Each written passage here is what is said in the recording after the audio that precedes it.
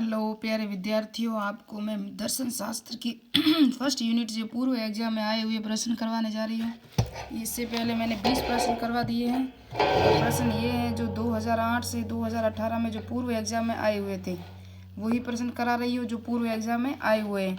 इससे पहले मैंने 20 प्रश्न करा लिए हैं और लोक प्रशासन की प्रथम यूनिट और सेकंड यूनिट के पूर्व एग्जाम में आए हुए सारे प्रश्न करा लिए हैं। और अब ये फर्स्ट यूनिट चल रही है हमारी, प्राचीन भारतीय दर्शन और प्रकृति प्लस वेद एंड उपनिषद और दर्शन की बुनियादी अवधारणा, इसकी प्रथम यूनिट चल रही है। और यहाँ से मैंने पूरे प्रश्न करवा लिए हैं। ये 20 प्रश्न पूरे हो गए हमारे यहाँ तक। अब हम करेंगे 21वें से लेके पूरा होगा जितना भी, शायद 20 प्रश्न और कर लेंगे जो पूर्व एग्जाम में आए हुए प्रश्न हैं। और इसी तरह तो अभी स्टार्ट करते हैं। वर्ण धर्म का सर्वप्रथम उल्लेख कहाँ मिलता है, तो यहाँ से 21वां लास्ट का प्रश्न था हमारा। यहाँ से स्टार्ट हो गए सारे प्रश्न। और इसका आंसर क्या है 21वें का? पुरुष सूक्त में। कहाँ है? पुरुष सूक्त में वर्ण धर्म का वर्णन। फिर 22वां प्रश्न, वैदिक धर्म में तारों और ग्रहों की गतियों का निर्देशन कौन करता था? वैदिक धर्म में तारों और गतियों का निर्देशन कौन करता था? तो वैदिक धर्म में तारों और गतियों का ये रथ है ना, रथ करता था। कौन करता था? रथ। उसके बाद 23वां प्रश्न है, निम्नलिखित में से किसने उपनिषद का अर्थ रहस्य में उपदेश बताया? किसने बताया था? तो पाल डायसन ने बताया था।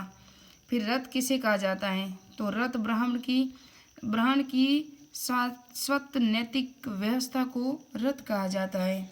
उसके बाद 25वां प्रश्न है, इनको मिलान करना है हमको। और ऋग्वेद किससे संबंधित है? तो देवी देवताओं की स्तुति से। फिर यजुर्वेद, तो यजुर्वेद में यज्ञ किया जाता है। सामवेद में संगीत और अथर्ववेद में जादू टोना होता है। तो हमको पहले में 3 देखना है, कहाँ जहाँ 3 होगा वही राइट होगा। तो इसमें हम देखते हैं पूरा। तो हिंदी फर्स्ट में 3 हो, किस में? 1 में ही है सिर्फ, तो यही राइट होगा। तो 1 नंबर राइट है हमारा। 25वां का प्रश्न है, वेद का अर्थ है। वेद का अर्थ क्या है 25वें में? तो वेद का अर्थ आपको पता है, ज्ञान है। वेद का अर्थ ज्ञान है। वेदों को कहा जाता है ईश्वर की वाणी कहा जाता है। मनुष्य की वाणी, ऋषियों की वाणी, यज्ञों की वाणी नहीं, इनका कोई लेखक नहीं है, ये ईश्वर की वाणी है। ईश्वर के मुंह से ही बोला गया था और फिर इस मुनियों ने उसे लिखा था, लिपिबद्ध किया था। फिर आप देखोगे 28वां प्रश्न। 28वें में क्या है? वेद निप्रवर्ति मार्ग है, जबकि उपनिषद क्या है? तो निवृत्ति मार्ग है। उपनिषद निवृत्ति मार्ग है। फिर वैदिक दर्शन में प्रतिपादित कर्मों में कौन सा कर्म केवल भोगा जा सकता है, क्योंकि उसमें कोई परिवर्तन नहीं होता, परिवर्तन संभव नहीं है। तो इसमें से सिर्फ क्या होगा? प्रारब्ध कर्म है, ये सिर्फ भोगा जा सकता है, इसका कोई परिवर्तन नहीं है।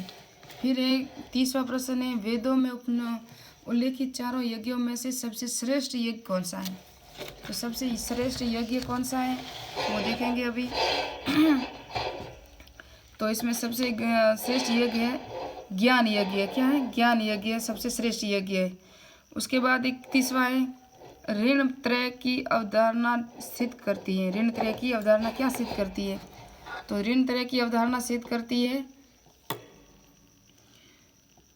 कर्तव्य प्राणिता की। क्या करती है? कर्तव्य प्राणिता की अवधारणा सिद्ध करती है। देव ऋण से मुक्ति किस प्रकार मिलती है? तो देव ऋण से मुक्ति देवताओं की यज्ञ में हवि देने, वो हवन करने से हवि प्रदान करने से है। देवताओं को यज्ञ में जो हवन करते हैं ना, वो करने से क्या होगा? देव ऋण से हमें मुक्ति मिल जाएगी।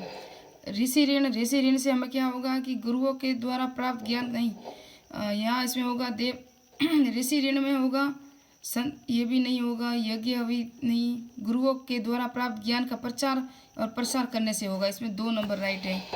फिर इसके बाद होगा पितृ ऋण से मुक्ति किस प्रकार मिलती है? पितृ ऋण की मुक्ति आपको पता है, संतान उत्पत्ति कर वंश की वृद्धि करने से पितृ ऋण से मुक्ति मिलती है। फिर है मंत्रों के संकलन को कहते हैं। मंत्रों के संकलन को क्या कहते हैं? संहिता कहते हैं। अभिन्न मितिपादो नेस्वारवाद किसे कहा गया? तो ये पर सम्मत जगत का निमित्त एवं उपादान कारण है इसका, ये आंसर होगा इसका 2 नंबर।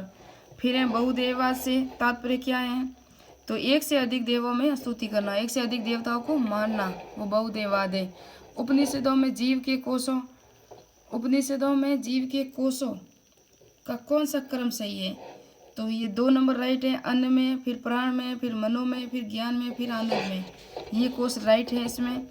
उपनिषदों में जीव के कोषों का क्रम सही है। फिर मोक्ष प्राप्ति में त्रिविध साधन का सही क्रम है, क्या है?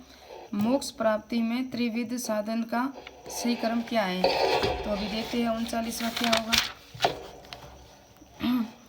मोक्ष प्राप्ति में त्रिविधों का अर्थ है स्वर्ण, मनन और निधि। ये देखो आप देख सकते हो, स्वर्ण, मनन और निधि ध्यासन, ये 3 होगा जिससे मोक्ष की प्राप्ति होगी हमें। फिर उपनिषदों में ब्रह्मा के रूप में बताए गए हैं। किसको बताए गए उपनिषदों में? ब्रह्मा के रूप में। तो उपनिषदों में ब्रह्मा के रूप में एक तो सगुण और निगुण दोनों को बताए गए हैं। किसको? सगुण ब्रह्मा और निर्गुण ब्रह्मा, 2 प्रकार के बताए गए हैं। उसके बाद कौन सा है? फिर 41वां उपनिषदों में ब्रह्मा के लिए किस शब्द का प्रयोग हुआ है? तो इसमें 2 नंबर है, तजलान का प्रयोग हुआ है। किसका हुआ है? तजलान का। फिर 42वां प्रस्थानत्रयी क्या है? तो प्रस्थानत्रयी मैंने आपको बोला था कि गीता उपनिषद लेके गीता ने, ये देखो आंसर मैंने ट्रिक बताई थी आपको, उपनिषद, गीता और ब्रह्मसूत्र 3 थे, और गीता उपनिषद के साथ ब्रह्मसूत्र और उपनिषद के साथ प्रस्थान कर गई गीता। बस ये मैंने ट्रिक बताई थी आपको। सबसे प्राचीन उपनिषद कौन सा है? तो सबसे प्राचीन उपनिषद छंदोग्य है। क्या है? छंदोग्य सबसे प्राचीन उपनिषद है, और सबसे बड़ा है वो वृहदारण्यक उपनिषद है। और सबसे छोटा कौन सा उपनिषद है? तो सबसे छोटा है मांडुक्य उपनिषद है ना, वो सबसे छोटा है।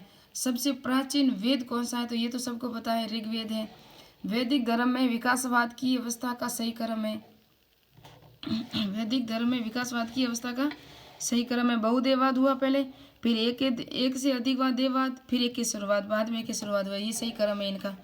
षड दर्शन में शामिल नहीं है, ये आपको कई बार बताया था मैंने कि 6 तो दर्शन है और 3 जो